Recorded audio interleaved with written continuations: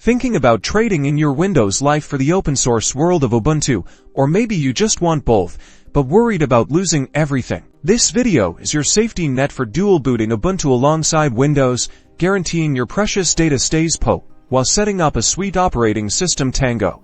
Let's dive in. First, you'll need an Ubuntu ISO file. Grab the latest version from the official Ubuntu website. Next, using a tool like Rufus, create a bootable USB drive containing your Ubuntu installation files. As prepared USB drive is the key. Now, restart your computer and boot it into your BIOS or UEFI settings. The key to access this varies depending on your computer manufacturer.